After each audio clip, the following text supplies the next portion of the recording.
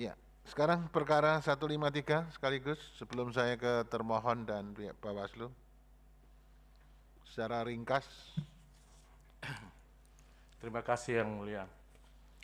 Assalamualaikum warahmatullahi wabarakatuh. Waalaikumsalam. Salam sejahtera buat kita semua. Saya langsung aja Yang Mulia, Majelis Hakim yang terhormat, tentang perihal permohonan kami. Permohonan tentang perkara penetapan perselisihan tahap akhir hasil pemilihan calon terpilih Bupati dan Wakil Bupati Kabupaten Yalimo pasca putusan selah Mahkamah Konstitusi RI nomor 145/PHP titik Bupati garis datar 19 Romawi garing 2021 dalam pemilihan Bupati dan Wakil Bupati Yalimo tahun 2020.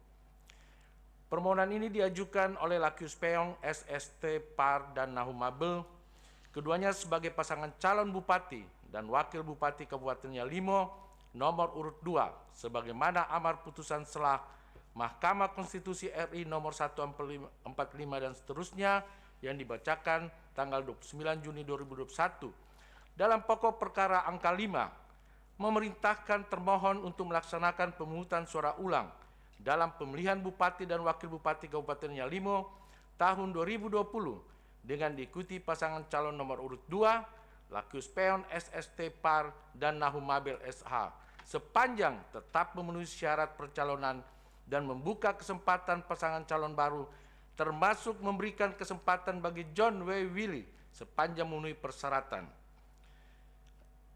Dalam hal ini diwakili oleh kuasa hukum Jonathan W. Sarjana Hukum dan Peter Pondabarani Sarjana Hukum serta Yance Tenoye Sarjana Hukum, di mana permohonan ini diajukan pada hari Selasa tanggal 21 Desember 2021 dan dilakukan perbaikan pada hari Jumat tanggal 24 Desember 2021. Kewenangan Mahkamah, Yang Mulia, cukup Itu dibacakan. Saya langsung kepada pokok permohonan. Ya. Bahwa permohonan ini diajukan karena tidak dilaksanakannya amar putusan selah Mahkamah Konstitusi nomor 145 dan seterusnya yang dibacakan tanggal 29 Juni 2021, yaitu amar angka 6, memerintahkan pemungutan suara ulang dimaksud harus sudah dilakukan dalam tenggang waktu 120 hari kerja sejak putusan ini diucapkan, dan menetapkan serta mengumumkan hasil pemungutan suara ulang dan melaporkan hasilnya kepada Mahkamah Konstitusi dalam jangka waktu 7 hari kerja setelah penetapan hasil rekapitulasi hasil pemungutan suara ulang. Bahwa tidak dilaksanakannya putusan selah Mahkamah Konstitusi nomor 145 dan seterusnya oleh Komisi Pemilihan Umum Kabupaten Yalimo adalah merupakan sebuah tindakan pembangkangan terhadap konstitusi yang dilakukan secara terstruktur, sistematik, dan masif oleh penyelenggara Pilkada Kabupaten Yalimo dan dibantu pemerintah Provinsi Papua dan pemerintah Kabupaten Yalimo, bahkan terhadap pihak kepolisian negara yang tidak independen dalam melaksanakan pemilihan suara ulang maupun dalam rencana pemilihan suara ulang adalah merupakan pelanggaran administrasi pemilu kada dan pelanggaran kode etik yang pada dasarnya menjurus kepada pelanggaran pidana yang berkepihakan pada salah satu calon dalam Pilkada Kabupaten Yalimo tahun 2020 yang dilaksanakan secara terstruktur, sistematis, dan masif dalam setiap tahapan dan dibantu serta bekerja sama pihak-pihak tertentu dan dengan sengaja menguntungkan pihak lain atau peserta lain dalam pemilihan Bupati dan Wakil Bupati Kabupaten Yalimo 2020. Penyelenggara Pilkada atau KPU Kabupaten Yalimo dan Ketua Bawaslu Kabupaten Yalimo pasca pembacaan putusan selah Mahkamah Konstitusi RI nomor 145 dan seterusnya telah mengeluarkan pernyataan kepada pers memilih mundur daripada menggelar pemungutan suara ulang sebagaimana pemberitaan tanggal 5 dan 6 Juli 2021 beberapa media online bahkan di media-media lainnya, bahwa jadwal tahapan dengan sengaja diubah-ubah oleh KPU tanpa memberi alasan yang jelas. Hal ini dilakukan hanya untuk dapat meloloskan calon tertentu agar dapat mengikuti pemungutan suara ulang di Pilkada Yalimo tahun 2020. Oleh karena saat penetapan jadwal pemilihan suara ulang hingga pendaftaran tidak terdapat calon lain selain pemohon. Selanjutnya, KPU Kabupaten Yalimo menolak pendaftaran tambahan dukungan Partai Bulan Bintang yang diajukan oleh pemohon pada tanggal 5 Desember 2021 sebagaimana pendaftaran tahap awal dan ditutup pada tanggal 6 Desember 2021. Selanjutnya KPU Kabupaten Yalimo memperpanjang jadwal dan setelah John W. Willy atau pasangan lain mendapatkan rekomendasi dan dukungan dari Partai Bulan Bintang yang pada dasarnya telah dimiliki terlebih dahulu oleh pasangan calon nomor urut 2 Lakius Peon SST Par dan Nahumabel SH sebagaimana bukti surat keputusan Dewan Pimpinan Partai Bulan Bintang nomor SK TTPP garing 163 garing Pilkada garing 2021 tanggal 29 Juli 2021 tentang persetujuan pasangan calon bupati dan wakil bupati Kabupaten Yalimo atas nama Lakius Peon SST Par dan Nahumabel SH. Akibatnya terjadi pencalonan ganda yang telah melewati batas waktu. Akibat pelanggaran dan perbuatan terstruktur sistematik dan masif, maka KPU Kabupaten Yalimo telah dikenakan sanksi berat oleh Dewan Kehormatan Penyelenggara Pemilu Republik Indonesia dengan putusan 155-PKE-DKPP-7 dibacakan pada hari Rabu tanggal 22 Desember 2021. Bahwa faktor lain dalam membantu terjadinya terstruktur sistematif dan masif dalam Pilkada Yalimo tahun 2020 adalah intervensi dari Gubernur Papua. Hal ini disampaikan sendiri oleh Gubernur Papua Lukas NMB di Gedung Negara Jayapura pada tanggal 26 Agustus 2021 dalam rangka pelantikan dan pengambilan sumpah pejabat sementara Bupati Yalimo, Ibu Ripka Haluk.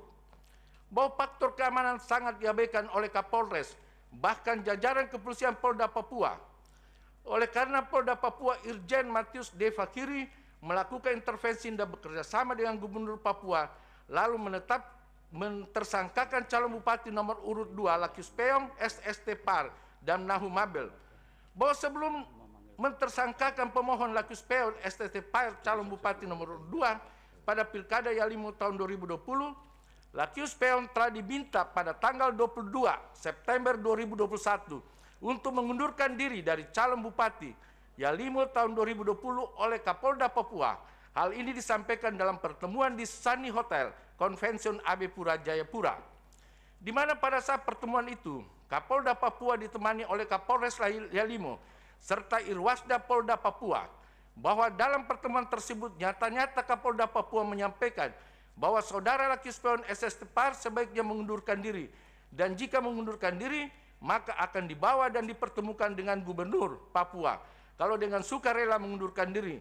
Namun kalau tidak mengundurkan diri maka akan ditersangkakan. Dan dalam kesempatan itu calon Bupati Lakius Peon SST Par memohon waktu dan kesempatan untuk konsultasi terlebih dahulu kepada partai pendukung. Namun pada tanggal 24 September 2021 sekitar pukul 15.00 waktu Indonesia bagian timur, Kapolda Papua melalui telepon meminta agar calon Bupati Yalimo nomor urut 2 Lakius Peon SST Par untuk segera merapat di Hotel Sunny. Ada kamar dan sudah disiapkan pertemuan di lantai 2. Dan selanjutnya calon Bupati Yalimo Lakius Peon SST Par sebagaimana putusan selah Mahkamah Konstitusi nomor 145 dan seterusnya merapat ke Hotel Sunny Hotel Convention AB Pura Jayapura yang terletak di daerah Tanah Hitam Jalan Baru, ditemani oleh saudara Apinus Logo sebagai sekretaris pemenang, lahum saudara Edison Peon dan Partai Hanura dan anggota DPR Kabupaten Yalimo serta Penehan Peon. Sedang pihak Kapolda ditemani oleh Polres Yalimo serta Irwasda Polda Papua dan beberapa anggota polisi berpakaian preman, serta didokumentasikan oleh Polda Papua, dan di luar ruangan ada staf Polda Papua. Dalam pertemuan tersebut, Kapolda Papua Irjen Polisi Matius D. Fahiri menanyakan lagi kepada calon Bupati Yalimo nomor urut 2 Lakius Peon SST Par. Katanya, bagaimana? Kemudian dijawab oleh Apinus Logo bahwa kalau Pak Lakius Peon mengundurkan diri, bagaimana dengan keamanan dan para pendukung? Belum selesai saudara Apinus Logo berbicara, kemudian langsung dipotong oleh Kapolda. Katanya, "Adik, kau jangan ajari saya masalah keamanan." Dan selanjutnya suasana keadaan panas hingga pada akhirnya calon Bupati nomor urut 2 Lakius Peon SST Par dan rombongan meninggalkan ruangan pertemuan. Bahwa selanjutnya pemohon ditersangkakan. Agak dipersingkat. Ya, Kita Yang Mulia. sudah membaca itu. Oke, Yang Mulia. Saya lanjut bahwa dalam jurisprudensi pertimbangan Mahkamah Konstitusi pada putusan nomor 45 PHP D 7 Romawi 2020 dibacakan hari Kamis tanggal 31 2011 yang telah mendiskualifikasi pada permohonan sebagai pemenang dan menetapkan pasangan lain sebagai pemenang bukan merupakan penambahan norma pasal 106 ayat 2 Undang-Undang Pemerintahan Daerah, akan tetapi berdasarkan pada penafsiran konstitusional nilai-nilai hukum yang hidup dalam masyarakat yang dibenarkan dalam pasal 24 ayat 1 Undang-Undang 45. Dalam hal ini dapat dikatakan Mahkamah Konstitusi telah membuat penafsiran ekstensif mengikat sifat interpretasi yang dibuat oleh hakim melalui batasan ditetapkan oleh interpretasi gramatil. Jurisprudensi kedua dalam pertimbangan 3.14 putusan Mahkamah Konstitusi nomor 75 garing PUU 7 Romawi garing 2010. Mahkamah berpendapat menimbang bahwa putusan Mahkamah Konstitusi nomor 45 dan seterusnya tanggal 7 Juli 2010 yang telah mendiskualifikasi para pemohon sebagai pemenang dalam pemilu Kabupaten Kota Waringin Barat dan menetapkan pasangan calon lain pemenang bukan merupakan penambahan norma pasal 106 ayat 2 Undang-Undang nomor 32 2004 tentang pemerintahan daerah junto Undang-Undang nomor 12 tahun 2008 tentang perubahan kedua atas Undang-Undang nomor 32 tahun 2004 tentang pemerintah daerah, akan tetapi berdasarkan pada penafsiran konstitusional pasal 24C ayat 1 Undang-Undang 1945 dan nilai-nilai hukum yang hidup dalam masyarakat, the living law of community law yang dibenarkan oleh pasal 24 ayat 1 Undang-Undang 45.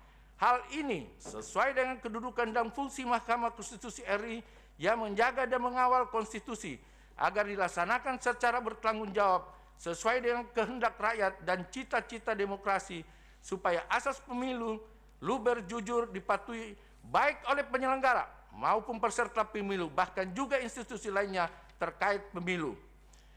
Dari pandangan hukum di atas, Mahkamah dalam mengadili sengketa pemilu tidak hanya membeda permohonan dengan melihat hasil perolehan suara and-seek, melainkan juga meneliti secara mendalam adanya pelanggaran yang bersifat struktur, masif, sistematik yang mencerai hak-hak asasi manusia, terutama hal politik yang mempengaruhi hasil perolehan suara. Hal ini sejalan dengan ketentuan yang mengharuskan Mahkamah untuk memutus sengketa berdasarkan kebenaran material, sebagaimana ditegaskan dalam pasal 45 ayat 1 Undang-Undang Mahkamah Konstitusi. Hal demikian tidak bertentangan dengan pasal 18 ayat 4 Undang-Undang 1945 yang menyatakan gubernur, bupati, dan wali kota masing-masing sebagai kepala daerah, provinsi, kabupaten, dan kota dipilih secara demokrasi. Putusan Mahkamah demikian telah menjadi jurisprudensi dan sumber hukum yang merupakan rujukan dan solusi hukum dalam putusan-putusan Mahkamah berikutnya. Putusan Mahkamah Konstitusi nomor 22, 24 dan seterusnya. Ya, Demikian sekarang petitumnya cukup itu. Ya, Sudah kita terima kasih baca. Yang Mulia. Berdasarkan dalil-dalil dan permohonan-permohonan sebagaimana diuraikan tersebut di atas, permohonan mohon kepada Yang Mulia Mahkamah Konstitusi untuk sudilah menjatuhkan putusan amar sebagai berikut. 1. Mengabulkan permohonan pemohon untuk seluruhnya. 2. Menyatakan terjadi perbuatan yang terstruktur, sistematik, dan masif dalam pemilihan Bupati dan Wakil Bupati Kabupaten Yalimong tahun 2020 dan rencana pelaksanaan pemungutan suara ulang yang tidak dilaksanakan oleh Komisi Pemilihan Umum RI, Komisi Pemilihan Umum Provinsi Papua, dan Komisi Pemilihan Umum Kabupaten Yalimong dalam pelaksanaan putusan selama Mahkamah Konstitusi nomor 145 dan seterusnya. Menyatakan menetapkan rekapitulasi hasil penghitungan suara ulang pasca putusan Mahkamah Konstitusi nomor 97 PHP garis datar 19 2021 dalam pemilihan Bupati dan Wakil Bupati Yalimong tahun 2020 tertanggal 11 Mei 2021 yang benar adalah nomor urut 1 nama pasangan calon Edi Darbi, sarjana sosial, John Wiwili dari apalapsi 36.776 suara total seluruhnya 46.613. Nomor urut 2 Lakius Peong menjadi 46.336 suara. 4. Memerintahkan termohon untuk menetapkan pasangan calon bupati dan wakil bupati Kabupaten Yalimo tahun 2020 nomor urut 2 Lakius Peong SST Par dan Nahum Mabel Esa sebagai bupati dan wakil bupati terpilih Kabupaten Yalimo periode tahun 2021 tahun 2024. Memerintahkan termohon untuk melaksanakan putusan Mahkamah Konstitusi sebagaimana mestinya, atau apabila Mahkamah Konstitusi berpendapat lain, mohon putusan seadil-adilnya. Ex equo es bono. Terima kasih Yang Mulia Kuasa Hukum Jonathan S. dan Yance Teogne. Terima kasih Yang Mulia. Iya, terima kasih. Saudara pemohon pas perkara 152 mengajukan bukti P1 sampai dengan P7, betul?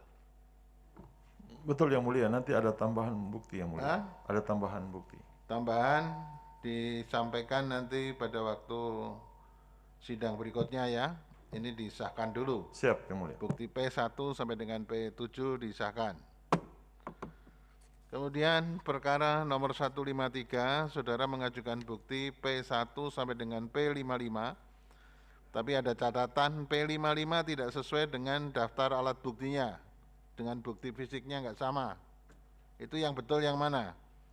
Bukti fisiknya yang betul atau yang daftar alat buktinya? Mestinya yang betul yang bukti fisik ya. Bukti fisik Yang Mulia. Jadi ini daftarnya nanti direvisi ya. Ya, siap Yang Mulia. Jadi beda antara daftar alat bukti dengan bukti fisik untuk bukti P55. Terima kasih Yang Mulia. Ya, Nanti direvisi. nanti di kepanitraan dibetulkan itu. Siap Yang Mulia. Jadi buktinya P1 sampai dengan P55 disahkan.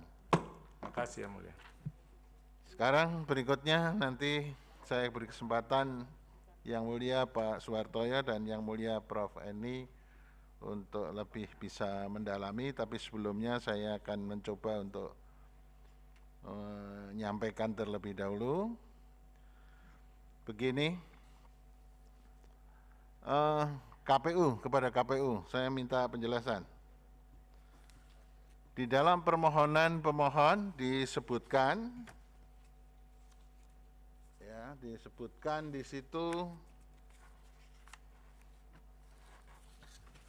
bahwa KPU Yalimo berdasarkan berita acara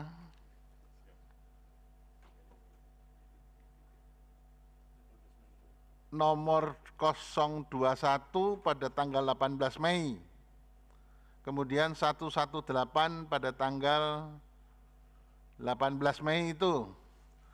Padahal kan saudara membuat putusan ini berdasarkan rekapitulasi kapan itu? Padahal kan yang Desember 2020 sudah dibatalkan oleh putusan mahkamah. Kenapa Anda membuat ini? KPU, gimana KPU Yalimo? Jawabannya, barang yang sudah dibatalkan hasil rekapitulasinya kok dijadikan dasar untuk menetapkan pasangan terpilih, itu gimana? Coba dijawab. Baik, terima kasih Majelis Yang Mulia. Izin menyampaikan bahwa berita acara 021 dan surat keputusan 118 tertanggal 18 Mei 2021 itu perkara 145 belum dibawa ke Mahkamah Konstitusi. Hah? Perkara 145 belum dibawa ke Mahkamah Konstitusi. Loh, ini perkara 145 sudah diputus. Hasil rekapitulasi nomor 55 ya, itu sudah ada, itu sudah dibatalkan di dalam amar nomor 3. Ya kan betul kan, sudah dibatalkan kan? Iya, itu sudah dibatalkan. Gimana KPU itu? Majelis izin, penetapan pasangan calon terpilih kami laksanakan pada tanggal 18 Mei 2021. Ya iya. putusan kita pada tanggal 29 Juni 2021. iya, tapi kan yang dibatalkan itu kan hasil rekapitulasi ini, berarti kalau hasil rekapitulasinya dibatalkan mestinya kan tidak ada putusan ini kan?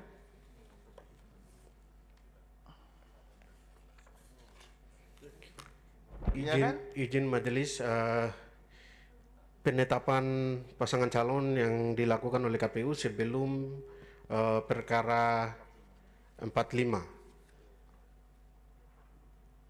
Jadi kita tetapkan pada tanggal 18 Mei 2021. Iya, sekarang yang berikutnya pertanyaan saya. Kita memberi waktu di dalam amar putusannya 120 hari harus mengadakan PSU. Kenapa belum sampai hari ini belum diadakan PSU? Baik, terima kasih Yang Mulia.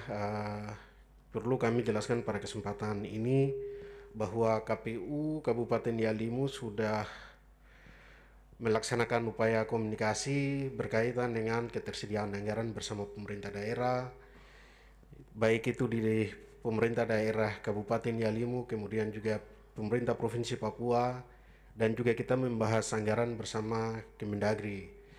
Sampai dengan SK KPU itu terjadi beberapa kali perubahan karena belum tersedianya anggaran. Baik, ya sudah cukup itu. Sekarang silakan Pak Suharto, mungkin ada yang akan disampaikan. Silakan. Iya, terima kasih Yang Mulia Pak Ketua. Saya ingin menambahkan saja sedikit untuk pertama pemohon dulu untuk 152 dan 153.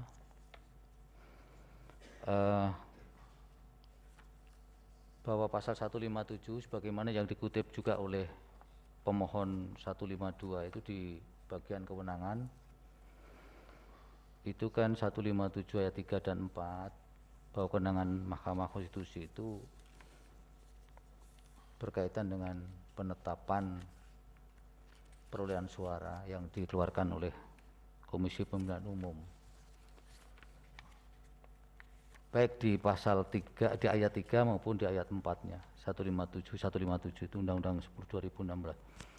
Nah, oleh karena itu tanpa bermaksud menilai terlalu awal permohonan ini pada bagian substansi supaya persidangan ini menjadi clear.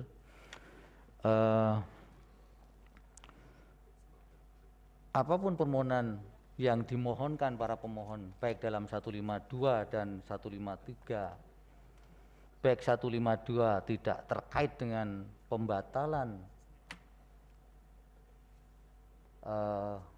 penetapan hasil oleh KPU, 153 juga tidak minta itu, justru hanya malah minta supaya ditetapkan sebagai pasangan terpilih dengan perolehan suara yang tidak lagi merujuk surat keputusan KPU tentang penetapan perolehan suara yang terlebih dahulu harus dibatalkan. Nah, ini kan artinya bahwa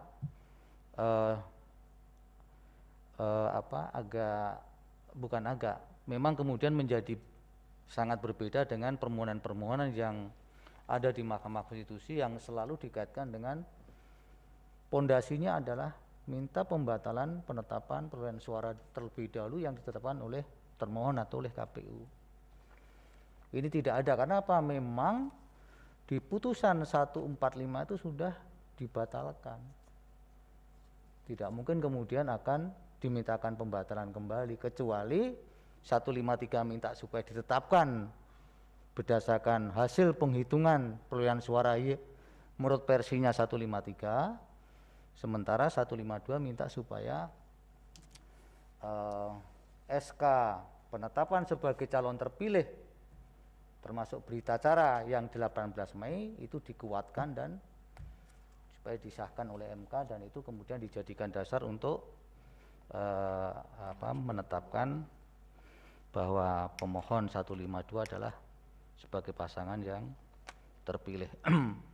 Nah, ini memang kemudian supaya nanti KPU juga harus firm bahwa bagaimana kalau dikaitkan dengan 157 ayat 3 maupun 4. Itu jawaban yang ditunggu oleh Mahkamah Konstitusi, selain yang dimintakan dari Yang Mulia Ketua Panel bahwa alasannya apa sampai 120 hari habis tidak bisa terselenggaranya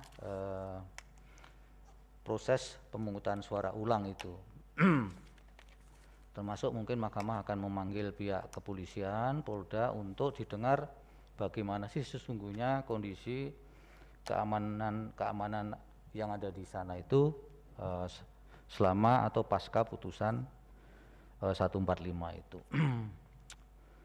Oleh karena itu, kalau kita cermati permohonan yang dulu ya, KPU perhatikan, khususnya prinsipal.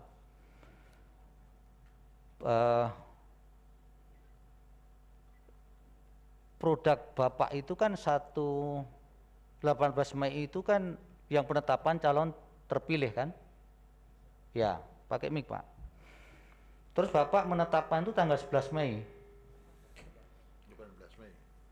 18 Mei, tapi menetapkan perolehan suara itu kan 11 Mei.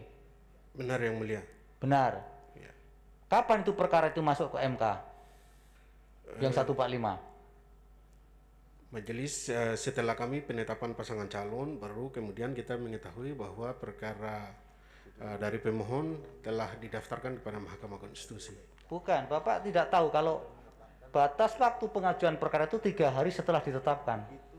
Siap Yang Mulia. Nah, seharusnya kan tahu bahwa tanggal 14 setidak-tidaknya sudah ada perkara masuk di MK untuk yang 145. Izin Yang Mulia, berdasarkan SK tahapan kita, kami mendapat arahan dari pimpinan bahwa segera menetapkan pasangan calon. Iya, tahu. Ya. Sudah ditetapkan tanggal 18. Benar. Berita acara maupun SK-nya. Yang kami tanyakan adalah 3 hari setelah ditetapkan atau sejak ditetapkan penetapan perolehan suara kan sudah ada perkara masuk Pak, yang 145. Izin Yang Mulia, jadi pada saat itu kami di Papua jaringan internetnya sudah tidak bisa mendapat akses informasi, sehingga tahapan itu kita lakukan berdasarkan arahan pimpinan melalui SMS. Tetap dikeluarkan 18 Mei itu. Iya. Oke, yang penting nanti tolong Bapak harus argumennya harus Bapak jawab melalui prinsip kuasa hukum boleh bahwa penetapan calon terpilih yang 18 Mei itu dibuat bahwa perkara itu sebenarnya sudah ada perkara di MK atau belum. Siap. Itu stressingnya ada di situ Pak. Stressing itu penekanannya. Nah kemudian di samping kendala apa yang kemudian menjadikan sudah lewat 120 hari ini kok belum terlaksana dan lain sebagainya, dan sampai di mana sekarang perkembangan perkara ini atau proses rencana pemungutan suara ulang itu, pemilihan suara ulang yang sudah berproses. Itu mungkin untuk KPU.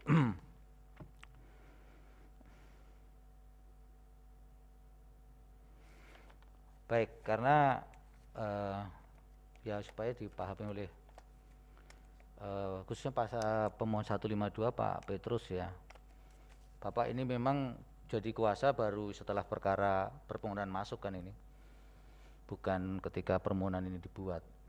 Baru tanda tangan kuasa pun tanggal 2 Januari saya perhatikan. Supaya dipahami bahwa bagaimana sebuah surat keputusan maupun berita acara penetapan calon terpilih untuk dipertahankan sementara pondasi daripada penetapan perolehan suara itu sudah dibatalkan.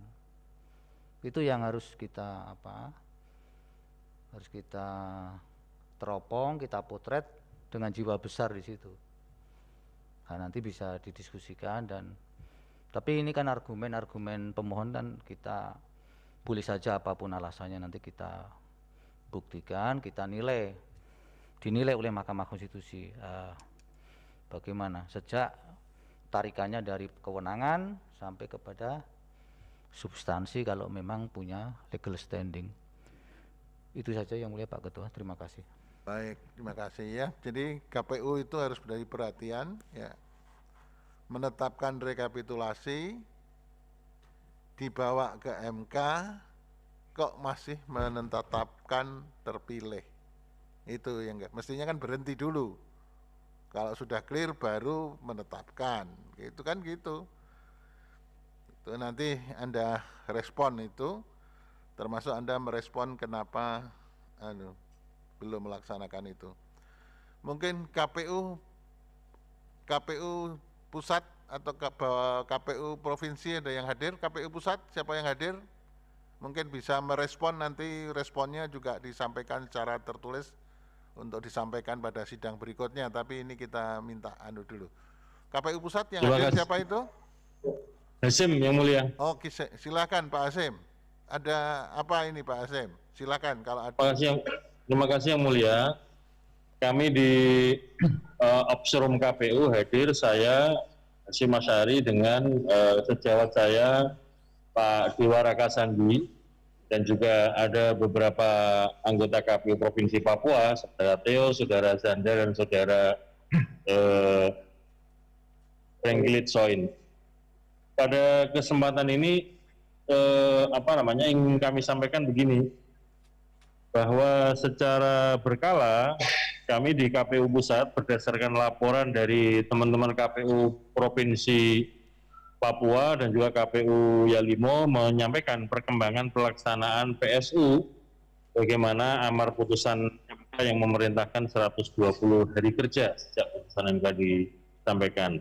Oleh karena itu nanti surat-surat kami juga akan kami jadikan alat bukti argumentasi teman-teman KPU Yalimo ketika menjawab perkara 152 dan 153 ini. Yang kedua yang mulia, mohon kiranya berkenan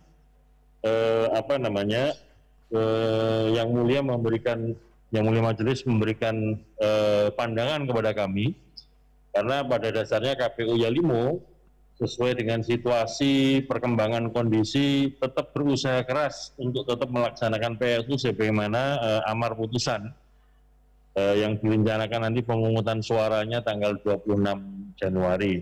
Nah, pada kesempatan ini penting bagi kami di KPU Pusat, Provinsi maupun KPU Yalimo untuk mendapatkan pandangan dari Yang Mulia Majelis tentang pelaksanaan PSU atau keberlanjutan dari PSU tersebut.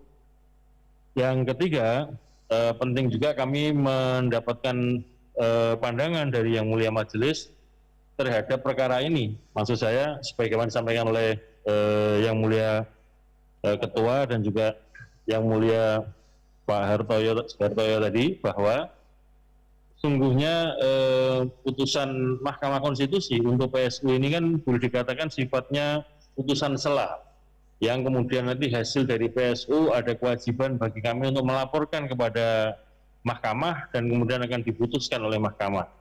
Nah, sementara hasilnya ini belum ada, tetapi sudah ada 2 perkara yang diregister. Lalu kemudian setidak-tidaknya kerja-kerja kami, terutama teman-teman di KPU Yalimo juga terbelah. Di satu sisi mempersiapkan PSU, pemungutan suara untuk PSU, di satu sisi juga harus harus ke Jakarta untuk menghadiri sidang-sidang ini. Saya kira tersebut yang dapat kami sampaikan pada kesempatan ini, Yang Mulia. Terima kasih. Baik, sebelum kita mungkin Yang Mulia Pak cukup ya. Begini Pak Hasim, jadi desain dari penanganan 2 perkara ini 152 dan 153 untuk pemohon KPU dan KPU Pusat serta Bawaslu dan Bawaslu Pusat. Desainnya gini, kita hari ini mendengarkan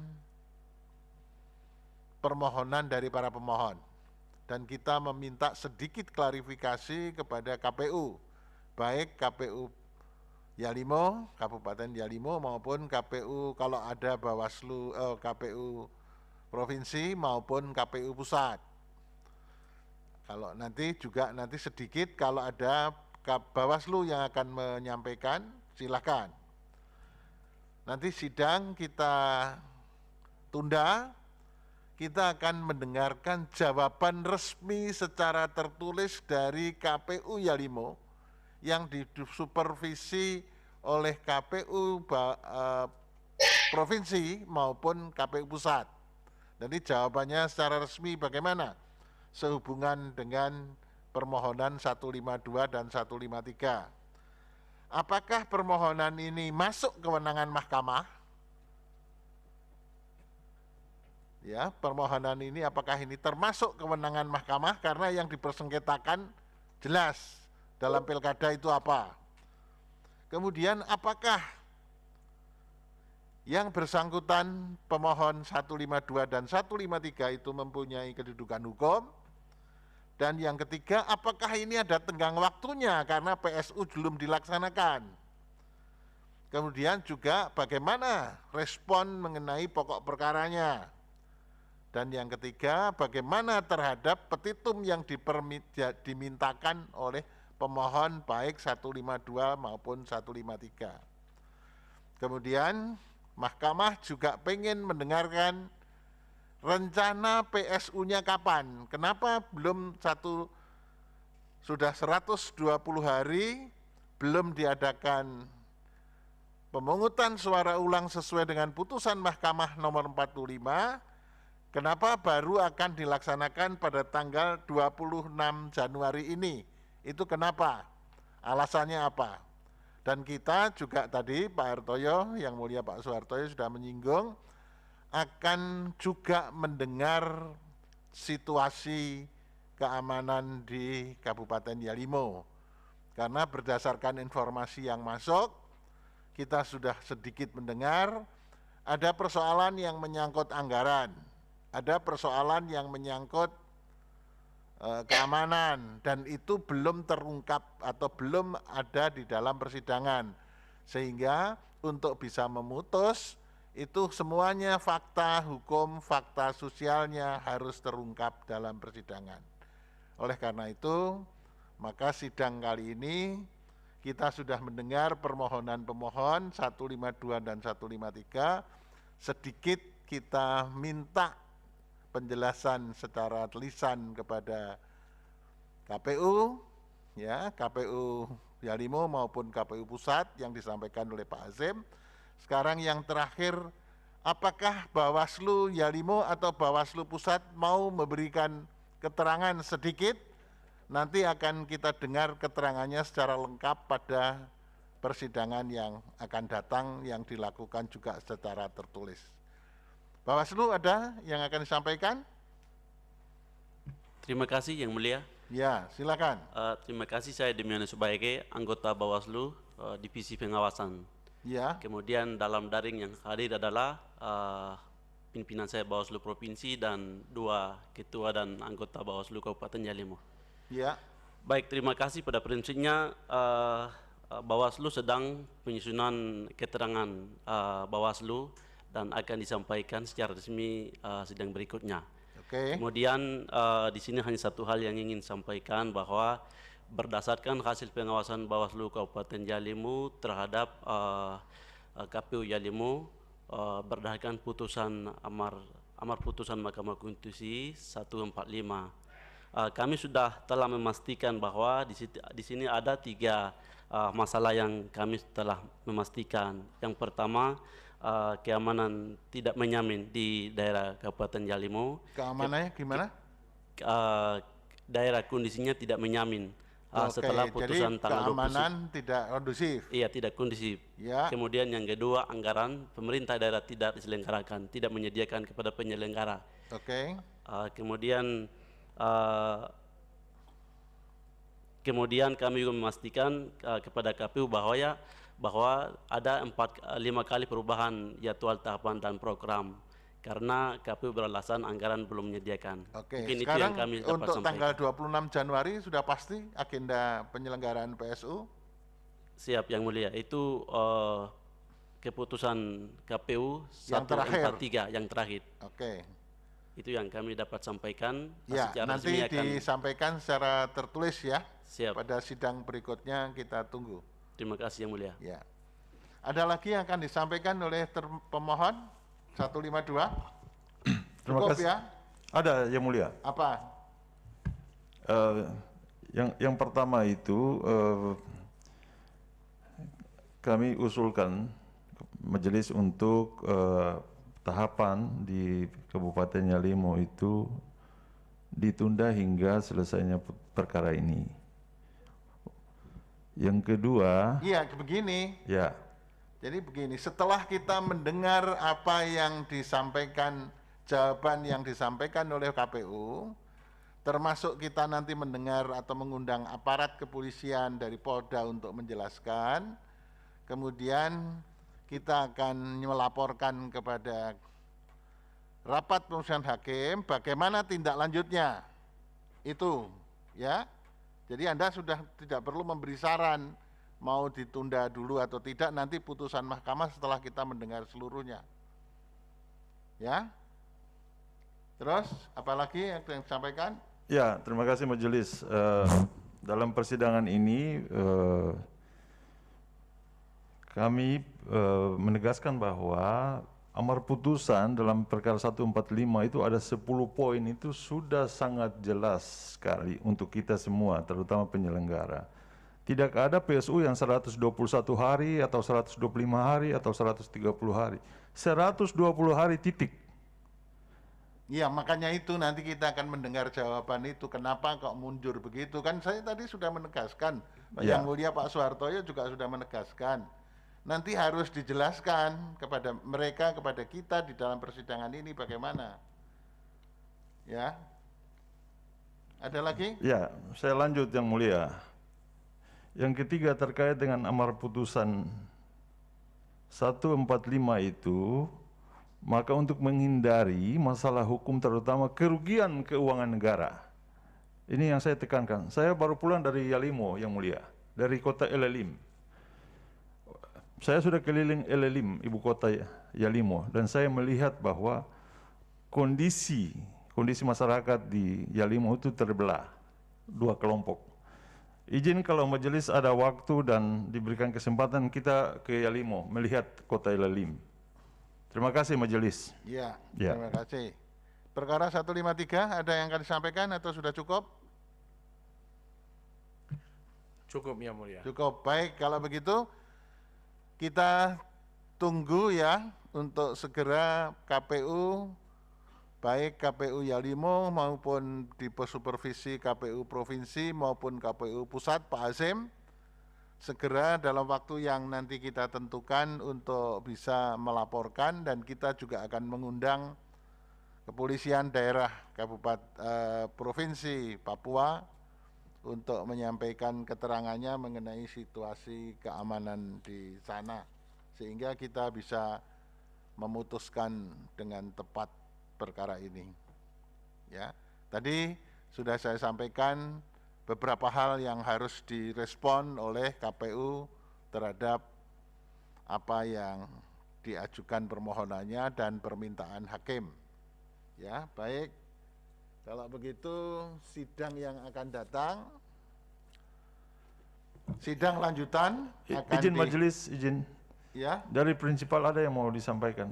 apa itu prinsipal? Sedikit, Ya. silakan prinsipal. Pendek. Selamat siang Yang Mulia. Izin perkenalkan, nama saya Erdi Dabi. Sebagai calon yang didiskualifikasi. Ya, ada apa? Izin Yang Mulia, mohon untuk kasus saya didiskualifikasi ini dengan bukti-bukti atau surat penangkapan yang tidak jelas yang saya eksekusi. Ya, Maka baik. dari itu saya minta kepada majelis Yang Mulia, mohon KPU dengan Bawaslu terbuka, sampaikan hal ini kepada majelis. Sekian, terima kasih. Ya, baik, terima kasih.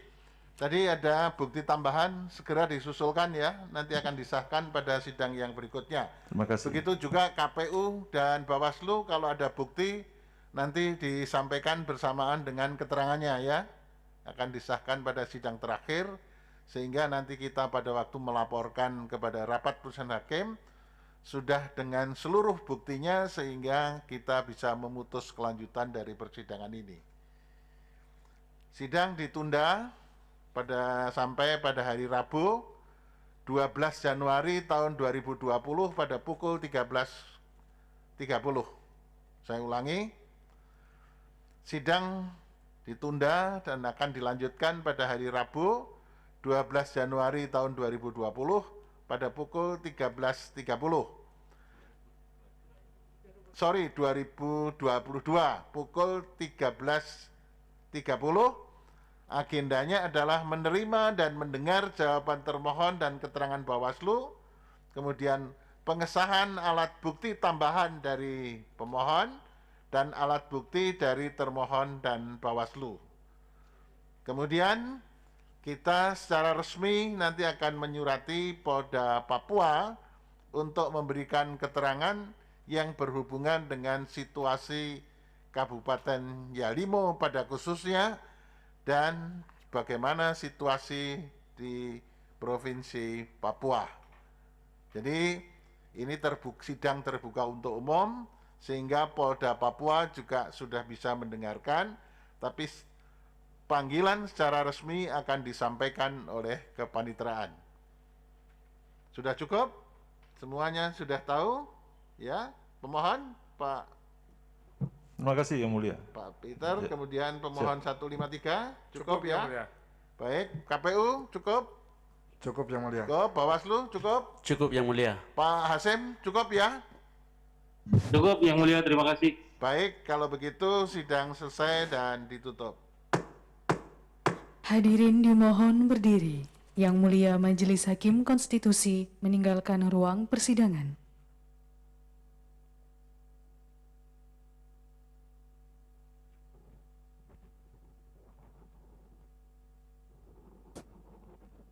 Hadirin disilakan duduk kembali.